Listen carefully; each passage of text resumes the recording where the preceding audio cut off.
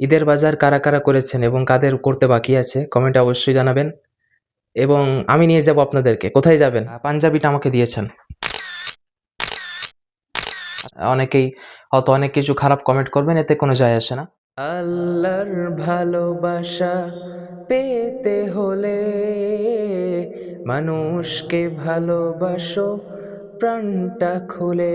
যাই হোক, গত 2 দিন আগে আমাদের নাজিরপুর হাই স্কুলের সম্মানিত প্রিন্সিপাল, আমাদের সকলের একজন চেনা পরিচিতি মুখ, আইনউদ্দিন মাস্টার সাহেব, উনার বাড়িতে গিয়েছিলাম ইফতারে, দাওয়াতে ইফতারে। তো দাওয়াত কবুল করি আমি। দাওয়াতগুলো কবুল করার চেষ্টা করি যখন আসে। কিন্তু মাঝে, মাঝে দেখা যায় যে পড়াশোনার ব্যস্ততায় আর যাওয়া হয় না। তো বেশিরভাগগুলো কবুল করার চেষ্টা করি। কিন্তু পড়াশোনার ক্ষতির কারণে আরকি যেতে পারি না। তো সেখানে গিয়েছিলাম।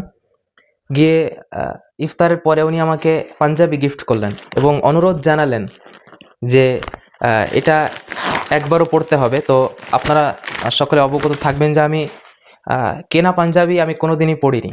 সেলাই করা জুব্বা পাঞ্জাবি আমি পড়ি। তো উনার সম্মানার্থে উনি যেহেতু আমাকে বারে বার রিকোয়েস্ট করেছেন, আমি এটা একদিন পড়বো ইনশাআল্লাহ।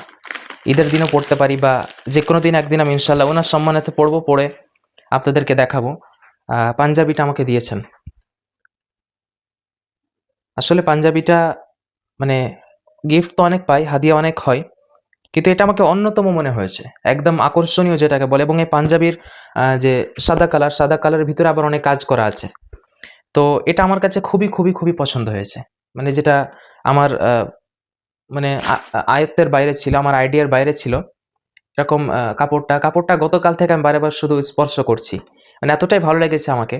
তো ভিডিওটা করার উদ্দেশ্য হলো যে আপনার আ দেখানো আরকি মানুষকে যে আমরা কোরআনের হাফেজরা কতটা মানুষের কাছে প্রিয়।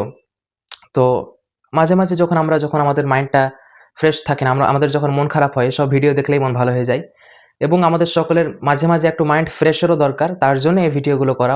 অনেকেই হয়তো অনেক কিছু খারাপ কমেন্ট করবেন, এতে কোনো যায় আসে না।